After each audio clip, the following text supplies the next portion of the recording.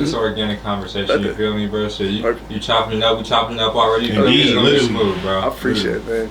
That's how this shit all goes, bro. Like legit, I'll have so many homies over to the crib to record or work on shit, and you know it'll be like that song will take like 2 hours, right? Like just record, do stems, punch in, whatnot. Sometimes I'll have producer homies come in, make a beat, show me shit, and then like, but before that, there's like a 3 hour like prelude of just mad deep conversation, and it's weird. It happens every time, bro.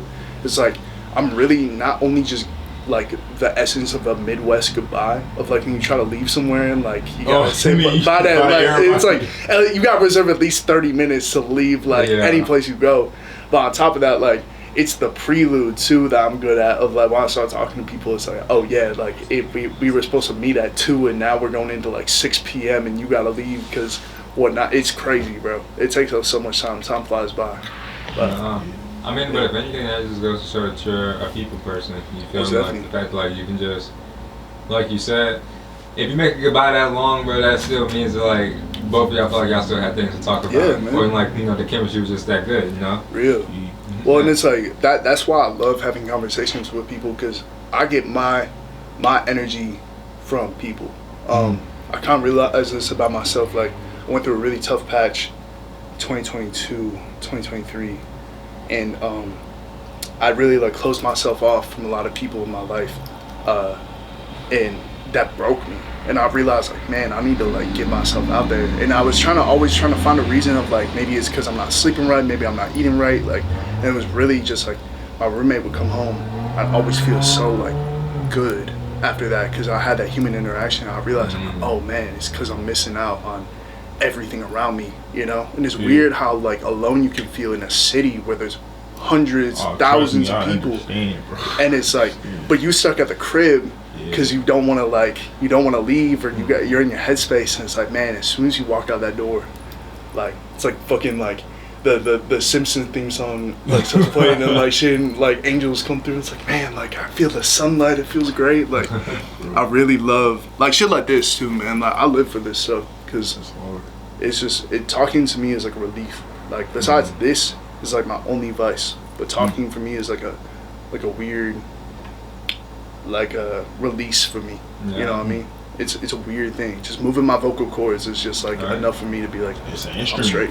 This is an instrument, so you literally making music every time you have a conversation. No wonder you became an artist, right? Yeah, see, man. That's how. Come on, exactly. Come on. Well, and speaking of it too, like I started making music because a lot of my friends. So I came from Wisconsin. I'm not originally from Chicago, but I'm very grateful to be welcomed with such open arms from people like you guys to Mike DFG to Eddie Yuma. Like those Eddie and Mike were honestly the first two people to like word for word tell me like I'm good here, like I'm welcome here, like in the music community, and that to me meant so much because like as an artist, as a creative, as a person, I've always felt like a nomad no matter where I go. I come from the suburbs of Wisconsin, so there's really nothing to do out there except like skate, go like thrifting, get McDonald's, and like that's really it, you know? So it's like coming out here definitely showed me like there's much more to it. And so I started making music for like to make a conversation with people, to talk to people, because like I'm sure you guys know both as men, it's hard to have conversations with some of your homies because like your environment builds that weird like almost putting like a cork on it of like you don't want to talk about your feelings and shit around people, especially people that you want respect from, and you want not even to just like mog on people or aura farm off of people, but it's more so of like you want to feel respected. You don't want shit to get too weird. But like for a lot of my friends who are going through like suicidal thoughts, self-harm, like all that fucked up shit, which I can also relate to. Like it brought us together as soon as we started having conversations, but that took a while. So it's like within that time I started posting on SoundCloud, YouTube, like kind of be like, hey man, you should check out this song I made, and it's like they wouldn't know it, but that message was for them, because like all my music boils down to is mental health, and that message on that nobody here is truly alone. You know, we can be alone in the physical realm of things, but like mentally, we should never feel like we're the only one that has to suffer by ourselves. You know what I mean? Like your experiences, each one of us, like we have things that nobody else can touch, that nobody could like ever get even close to relating to. But the support, or the even like a smidge of like, hey man, like I get what you're going through, or like I feel that shit, or I feel for you, is so important. That's why I do my shit, because it's like I'm cool putting myself out there. Yeah.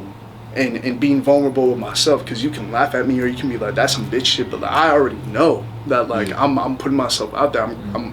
I'm spilling my guts, because I feel like there's a lot of people in my position, or a lot of people just outside of creativity, that don't do that enough. And it's like when you hear somebody go through something that you can relate to or feel similar, there's a certain connection that you can never like recreate when you listen to music. And that's the language I feel like connects all of us, you know, regardless of your race, background, religious like position, anything. Like it really boils down to that is a conversation that you're able to have, whether it's through a beat or whether it's through the lyrics.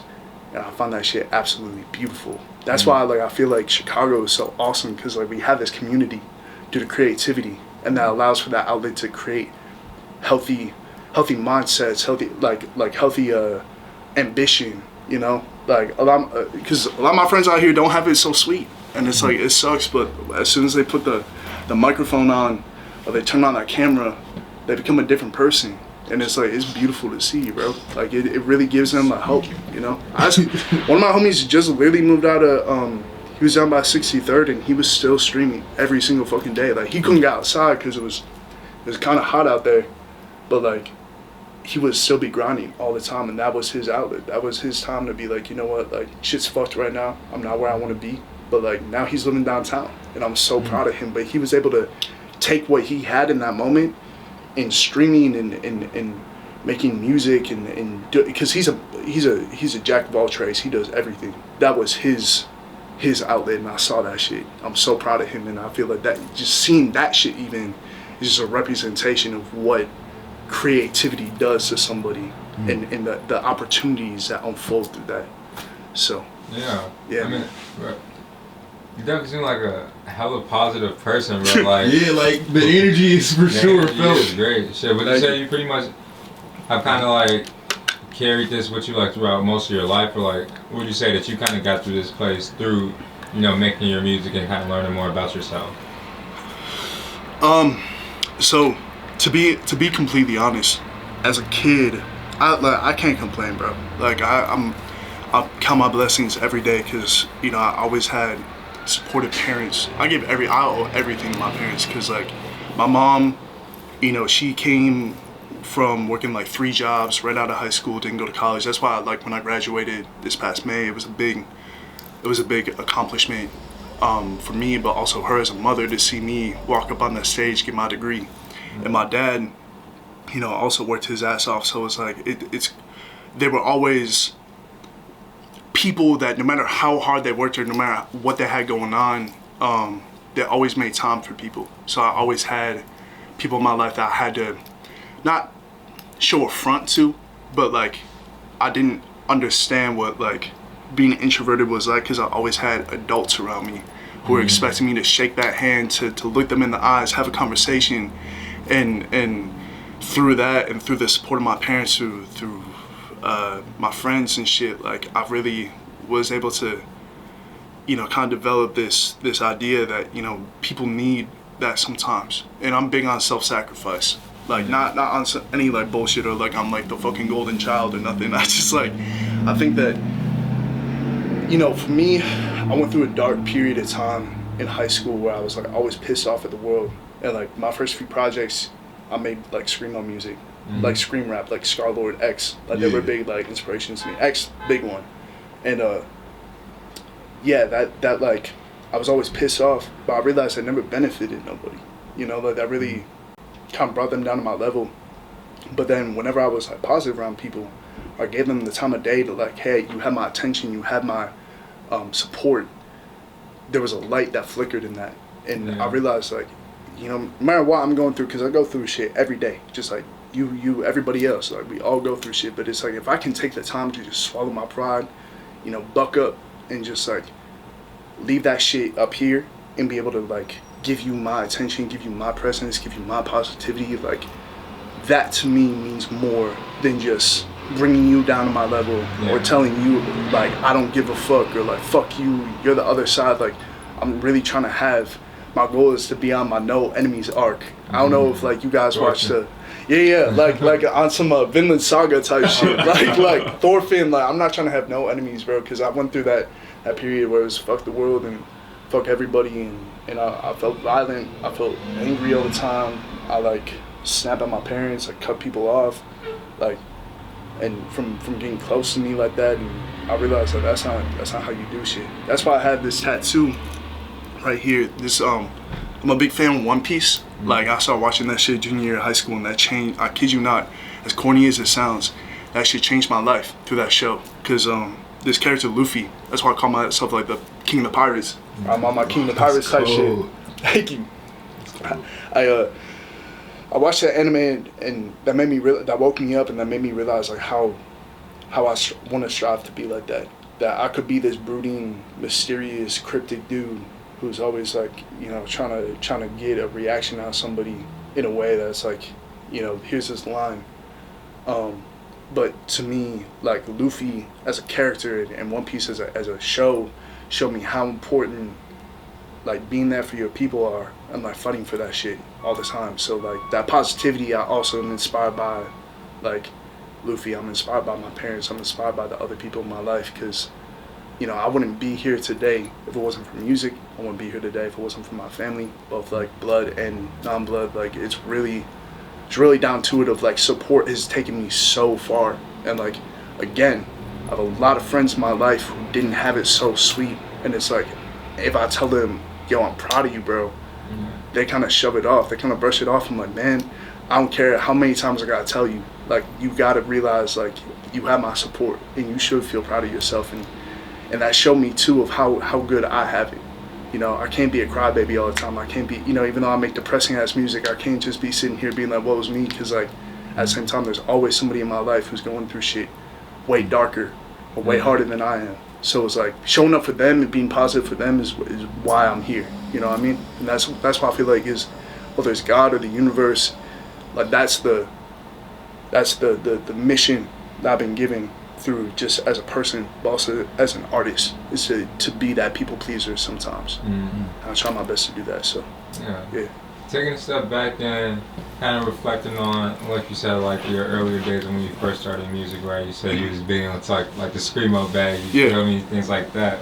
And that's something I definitely noticed going down your Instagram. You know, there was like definitely a shift from like dark and mysterious when it terms like how you presented yourself in your music to more personality-driven content. So like, one, talking about just like your earlier days, what type of music were you like first listening to and influenced by that even encouraged you to like pick up a mic in the first place?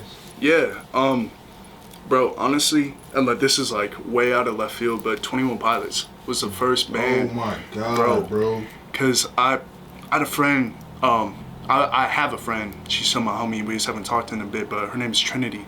Trinity showed me, like, she was like my sister growing up.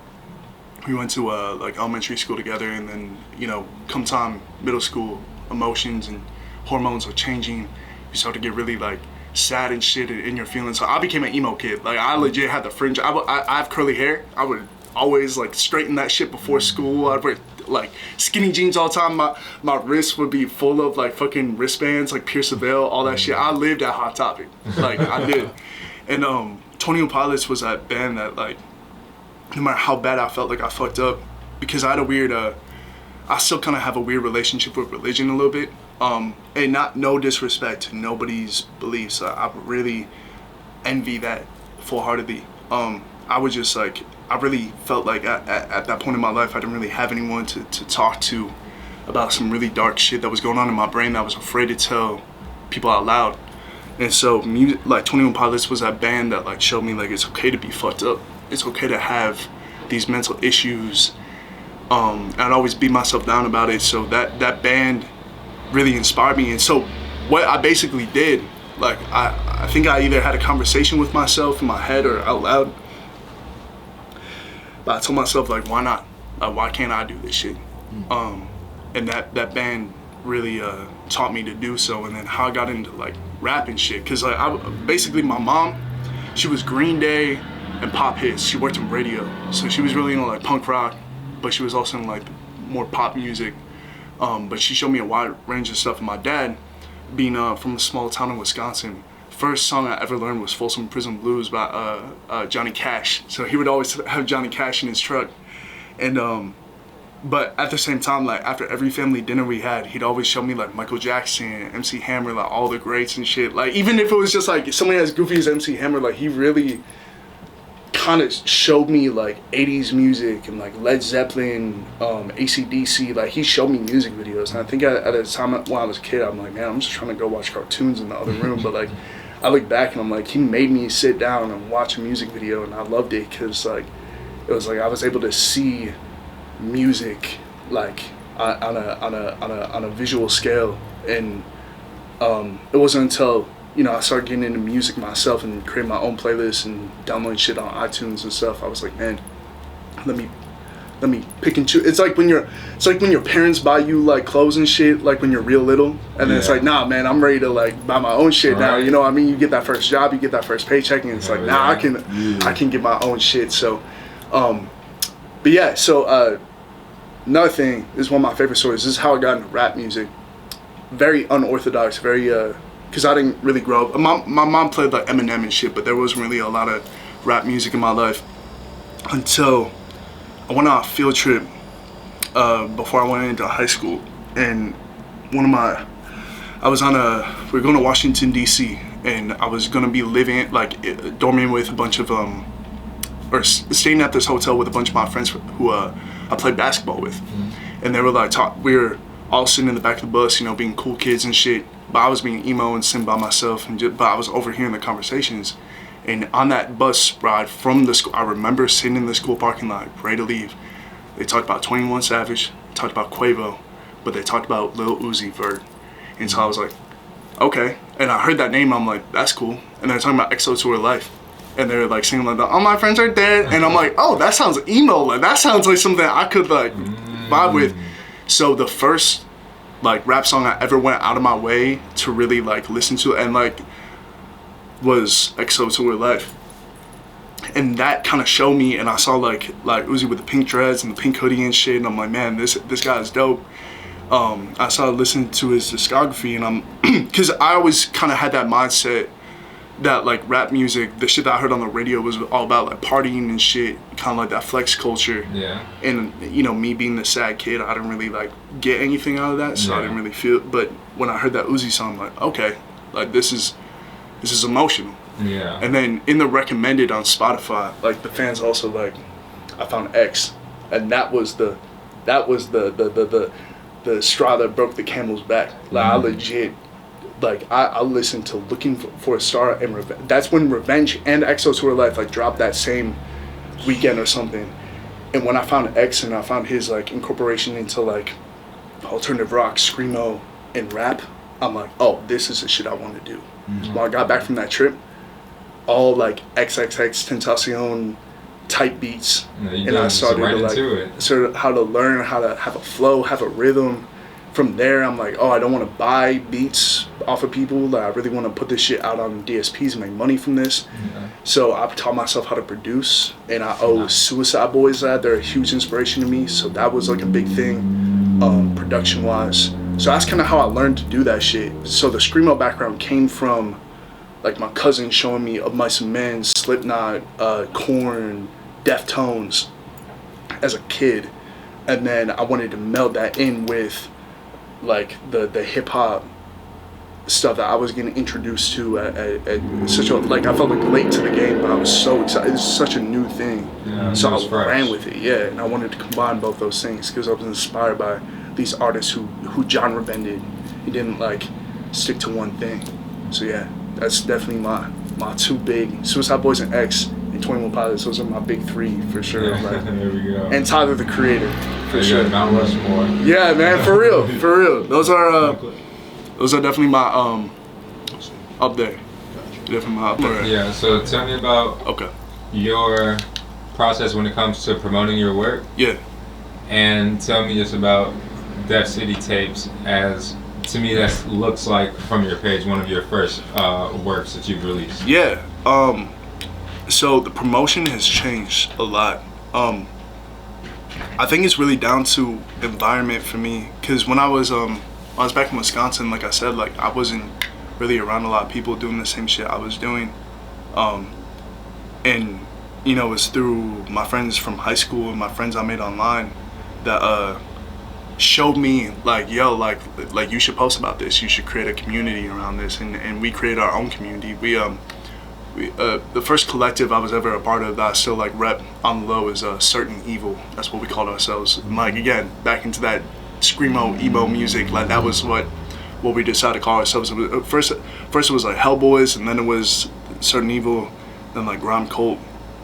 But yeah, it was like that social media base was different back then, because now I feel like it's so oversaturated. Everybody and their mom is putting out content like left and right, and it's really overwhelming. And like at that time, I think we hit a pocket where we my friend Emmett Mulrooney, shout out him, that's my brother for real. Like he and I grew up down the street from each other, and he was also a musician. He was the first person to really take this shit seriously and want to be a music artist, and I really was inspired by that. And he was like, bro, let's follow a bunch of people, like just to get ourselves out there, like all humility, no bullshit, like just follow people, respond to those DMs, like really get tapped in with people. And that's when we weren't doing shows, we weren't out and about, like, because again, Wisconsin, not really much to do unless you're in Milwaukee or Madison. There's really not a lot from my experience to do. There's probably more now, but like at the time, like it felt like we were kind of on an island. So I learned everything from the internet. I did everything on the internet. So there was no rules, there was no algorithm to pay attention to. I was just posting, and that also showed in my music. Def City Tapes was kind of the peak of me releasing shit all the time, because every year from 2018 and up, I released like 4 albums in 2020, did a shit ton of EPs, did all the mixing and mastering, even though I didn't really know what mastering was myself, and just put shit out there. And that kind of allowed me to get into this newfound algorithm that was kind of developing with Spotify, Apple Music, and Instagram, Twitter. And so people, you know, kept seeing me show up. I keep posting shit with hashtags, I'd follow new people, and that's kind of how I got myself out there. And then when I moved to Chicago, that's when I'm like, oh, you guys do shit differently out here. Like it's really about those dap ups, like meeting people in the studio, meeting people at shows, getting a face to the name, getting that follow back, and DMing people. That's how I met Mike. Mike was at my very first show that I did.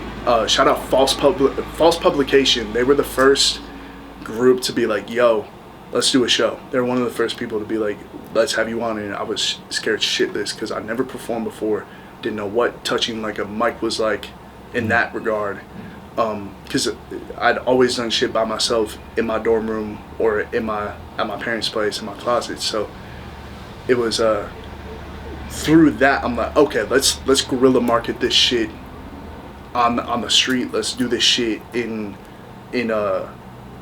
on Instagram, like post about shows, like meet people. And I tell, like, my biggest piece of advice to any artist, still to this day, I just had a conversation with somebody the other day about this: go to shows. Like really go to shows, put yourself out there. I think people get too much in their head about like being in a social room, because a lot of artists like are introverts, and I have a limit on my social battery too. I understand what that's like, but it's like if I didn't pop out to A, B, and C event in the past couple of years, there are so many people I wouldn't have met, so many like forever long relationships and friendships that I have because of that.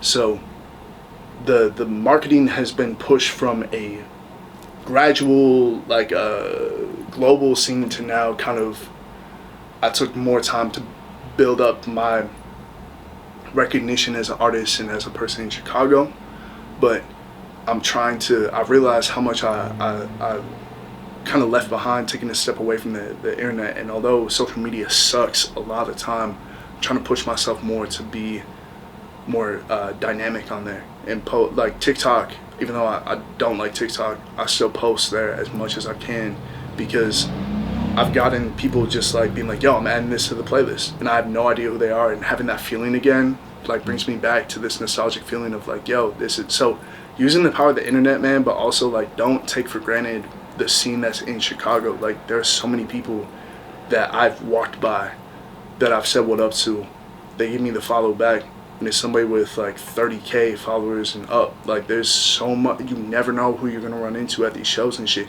And even then, fuck the numbers, because like I have homies who are barely scratching like a consistent or like over 1,000 monthly listener base, but they're selling out shows. They're doing shit crazy. Like local and like media marketing are two very different things. And I think once you kind of crack the code to do both at the same time, that's where you're fucking unstoppable. So from Death City tapes to now, it's been really about like not shutting up about my music. I want people to hear this shit, and you have to be unapologetically, to be cringe is to be free. Do your shit the way you want to, promote it the way you want to, but don't sell out. I hate that shit when people are like, POV, you just found your new favorite artist. It's like, man, fuck all that bullshit. You don't want to do that.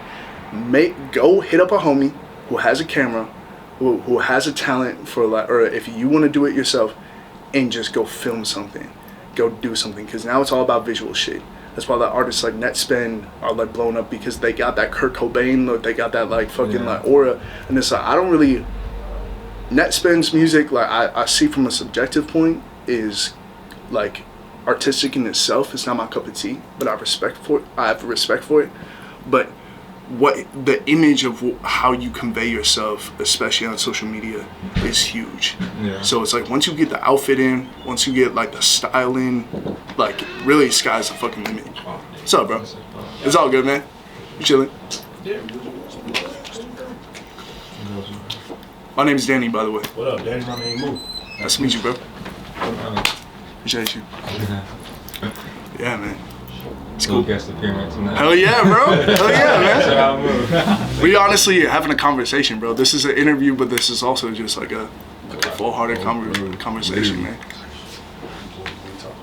Oh, bro, so, man, something that you said that really,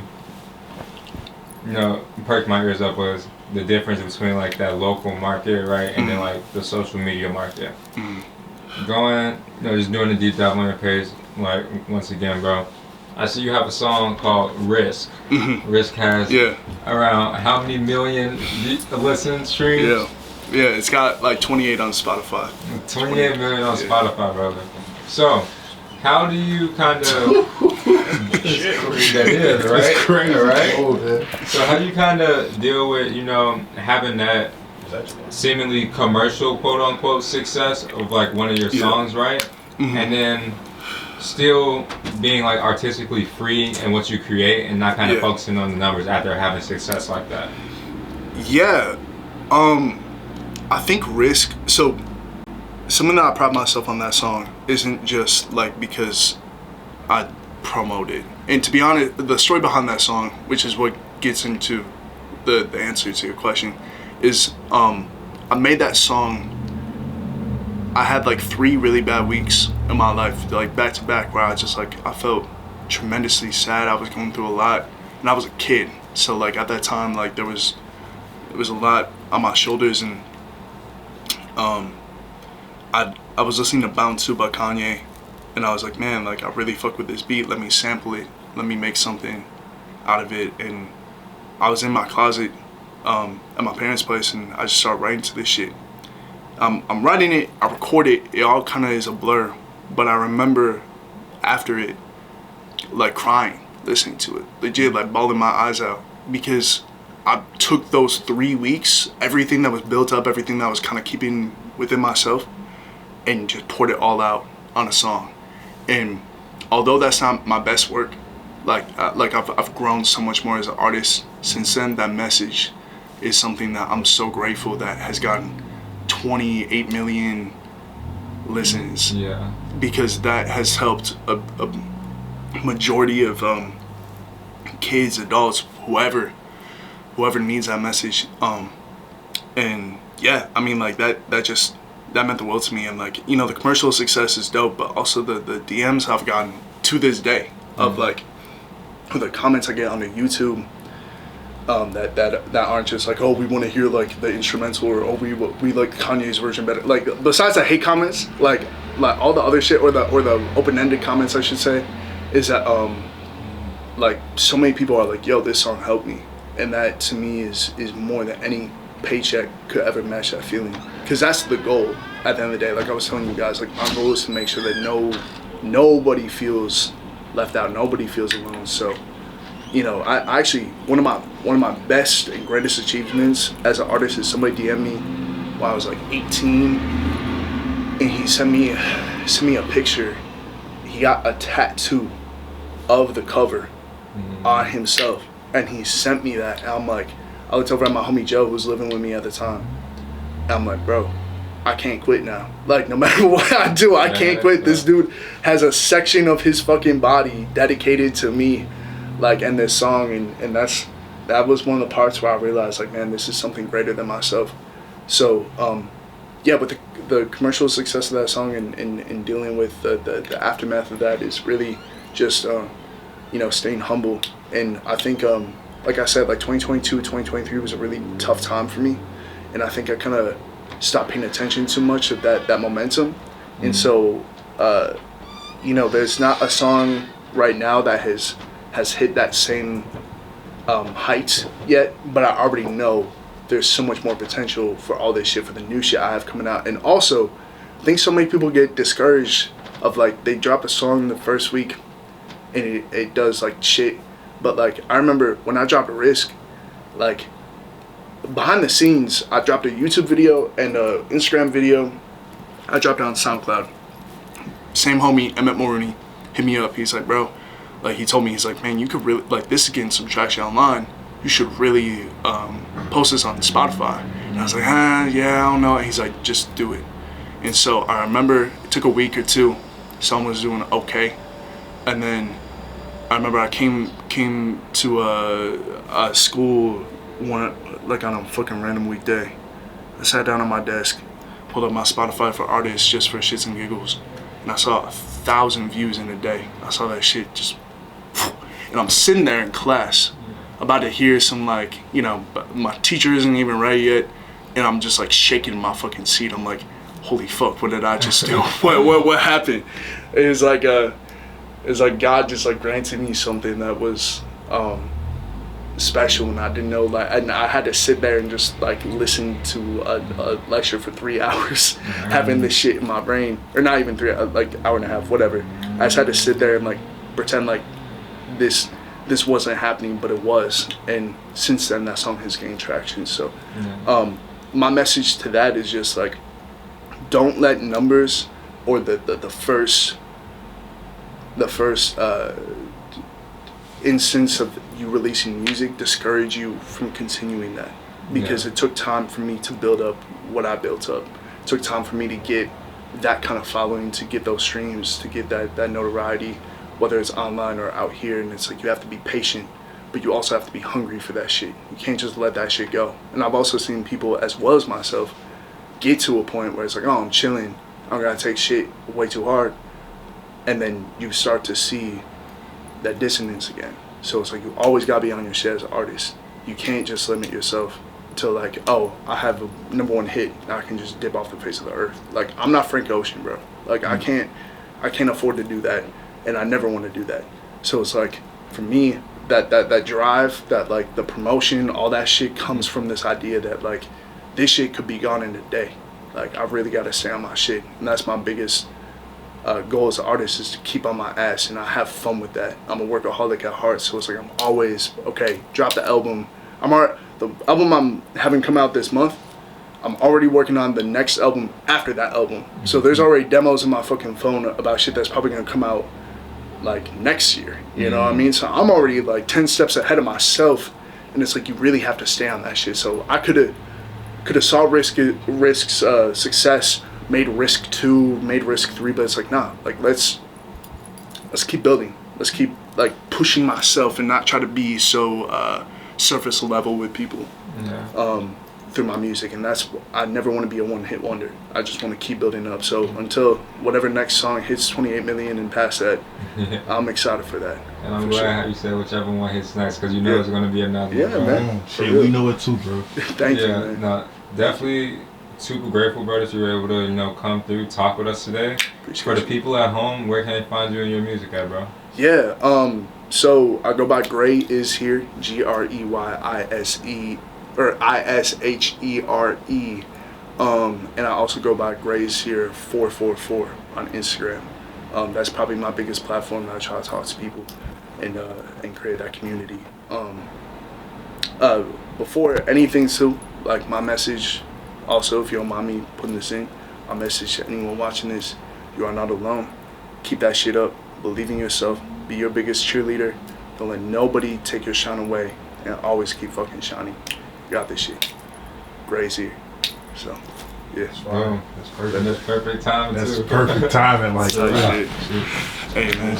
I appreciate you. Great fucking conversation, bro. Thank you. So glad that you could slide, bro. It was great meeting you. Man. Great meeting you too, bro. Appreciate you, man. No, you good, dog. Yeah, You chilling, man.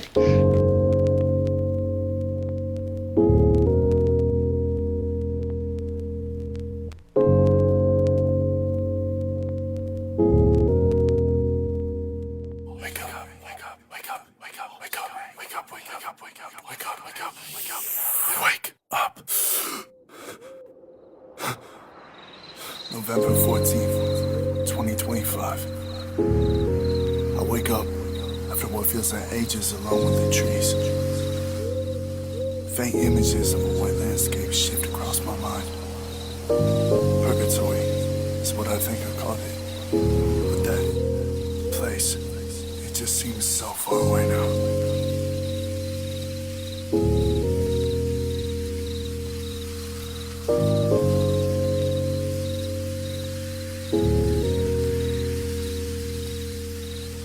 Moments after waking up, I lock eyes with a stranger.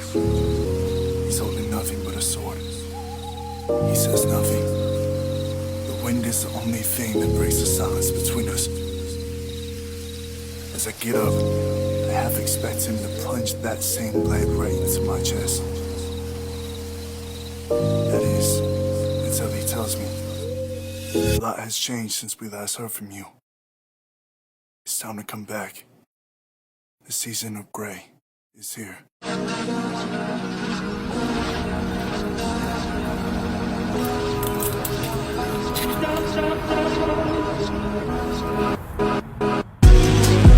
do I go from here? I do okay, mask my face, past a shattered tear. Time's away, jumping away, don't belong in this place. So what's in my brain was vain, was vain, was vain.